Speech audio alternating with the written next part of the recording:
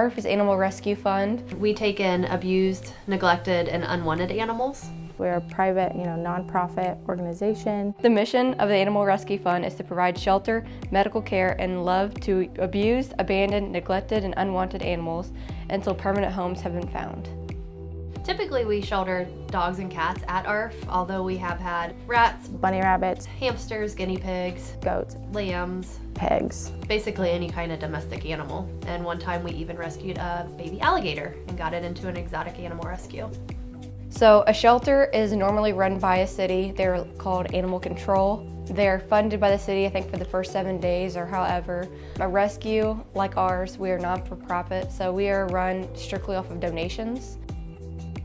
In our adoption center, we have 13 kennels out there, and that's where all of our available adoptable dogs are at. We have one cat that's in our adoption center. She's kind of our greeter. Her name is Athena. She doesn't really like to be around other cats, so dogs are her friends. Our administration building, we have a couple of different rooms that are set up for quarantine, which is, it sounds scary, but it's just for simple things. Like we have a mama dog and 4 puppies. They should not be around the other dogs because the puppies are not yet vaccinated. They're not old enough to be vaccinated, so you don't want to expose them to other diseases. And same thing with cats and kittens. We have a separate kitten room. That's where we keep all the kittens together because they have to be on a booster regimen, so it's easier to keep them in one area because kittens like to run and play and hide. With the Catty Shack, it's more free-roaming cats, and some of the cats or kittens that come in here need to be not isolated, but it takes a while for them to acclimate into a house full of cats. For the most part, they get along really well. We have a free-roaming environment here. We have the occasional fight every now and then, but for the most part, they get well adjusted. People have a lot of options as far as when they want to add a new pet to their family. They could go to a pet store, they could go to a private breeder. Most shelters and rescues have adoption fees that are less than $100 to $200. And when you think about when you're buying a dog, you might spend $500 to $1,000, and sometimes I've heard of even up to $2,000 for designer breeds. And then on top of that fee, you then have to pay your vet for surgery, for spay-neuter, for microchips, which can add up to be, anywhere from $200 to $500. Most pet stores, when they sell puppies, they either have maybe 1, maybe 2 sets of shots, and sometimes they've been dewormed. For people to buy a dog, you're kind of giving people more money, and so they're wanting to make more money, so they'll continue to breed, which is causing overpopulation. That's why all the shelters and rescues are overcrowded, is because people buy and they don't spay and neuter. They buy from the breeders, and the breeders continue to breed and breed and breed as long as they make money. For us, we send only spayed and neutered animals home. We microchip. We give them a free complimentary exam at our low-cost spay and neuter clinic. So that's really good for low-income pet owners to get their animals spayed and neutered. I know other shelters only do, they're spayed and neutered and they're up to date on their basic vaccines. Whereas in here, we do that as well as the microchipping, as monthly flea treatments, heartworm preventative and ear mite preventative. We definitely want to encourage people to come to animal shelters. We know they have other options. We try to make adoption prices very competitive and actually a lot less expensive than buying pets. And we want them also to get a very healthy pet when they adopt. We want it to be free of disease, free of parasites, come already microchipped, already spayed and neutered. So that way they can just take the new pet home and not have not only the cost of buying a pet, but the cost of getting the vet care done. It's all included in the adoption fee. In 1970, 20 million animals were euthanized every year, and then in 2017, roughly 2 to 3 million animals were euthanized. So it's dropped just dramatically from 40 years ago. When animal shelters that are run by the city are overcrowded, they reach out to rescues like ARF and other rescues to take animals so that they don't have to euthanize.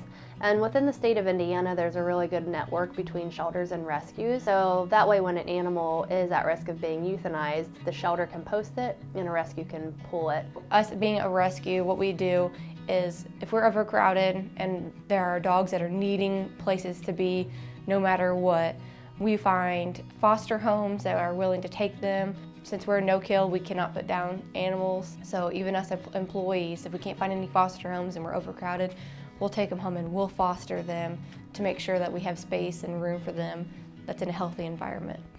Rescues across the country have been pulling from Texas and some of the southern states, which have a much lower spay-neuter rate and much higher euthanasia rates. And they bring the dogs up here instead of on the euthanasia list because if we have space, like I said, we'll take them. In the Midwest and East Coast, where highly adoptable dogs, such as young, small dogs, are a rarity in shelters, in Texas and some of the southern states, they're an everyday occurrence. The nice part is they've all been temperament tested, so we do know that they are all very, very friendly dogs and would make good family dogs. If it saves 6 dogs from euthanasia, we will help as much as we can. So spay and neutering is a big reason why we have our spay and neuter clinic, is it's a big deal to get these dogs from being able to breed. Well, early age spay and neuter, which is recommended by 6 months of age, is the #1 prevention for cancer. So pets that are spayed or neutered on average have a 2-year longer life expectancy. Nationally, 6 to 7 million animals enter shelters, and then roughly 2 to 3 million of those are euthanized. And the majority of those are cats. So unfortunately, while people are adopting dogs pretty readily, cat adoptions are slower and people are less willing to spend money on cat adoptions. There is a low rate of people adopting cats and a high rate of people surrendering them. I can probably go through the voicemails right now and there'll probably be 3 or 4 voicemails just from less than 24 hours. Can you take my cat? Can you take my cat? We can take your cat as long as somebody else adopts out one of ours. With 70 cats, it gets really hard because we only have a small area to keep our cats, and most people are allergic to cats, so it's just really hard to find cats available homes. So the amount of cats that enter shelters is about 3 million every year, and then euthanized is about 860,000 every year. And then for dogs, it's about the same. About 3 million dogs enter shelters, but only about 670,000 are euthanized. So it's considerably less dogs being euthanized each year than cats. We do have a better turnover rate for dogs. I think since we just have such a high volume of cats in here, we get about 10 cats adopted each month, but it varies week to week. Currently right now we are at capacity. We have 65 cats in our cat house right now and about 10 to 12 kittens in our administration building. The other local shelter in our area, they have about 200 because they are animal control. So when that happens, we have to turn away because we, legally can't take in anymore and humanely, take care of them. We try to ask people to foster and just keep them in their homes as long as possible until we get our animals adopted, and then we can take more in. We try to do specials. We do kind of Man Crush Mondays on our social media with our cats to try to get them adopted. And we'd like to do the discount prices for our adult cats because it's easier to adopt out kittens. We have more trouble doing the adult cats. At ARF, we actually have a really good success rate at placing older pets. I think that people are more open to adopting older pets now versus maybe even 10 to 15 years ago. Older pets can be a great addition to a busy lifestyle because they don't require as much exercise and they're not as destructive if they're left for long periods of time. The other thing with older dogs is that you know what you're getting. It's great when the best people come along and they are specifically looking for an older dog. That's like great news to us. Like great news to probably anybody who has older dogs. Jelly, for instance, she's been here for 5+ years also. She's our little pit bull. She's like our mascot. She has anxiety when she goes to other homes. She might eat couches, eat the carpet, destroy something, but that's because she's just not used to an unfamiliar place. ARF is her home and probably will be for the rest of her life. She loves it here and we are her family.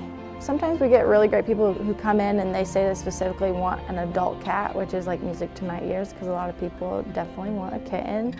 We have Audrey. She's about to be 18. She was brought in as a kitten, so she's lived here her whole life, so this is going to be for her forever home.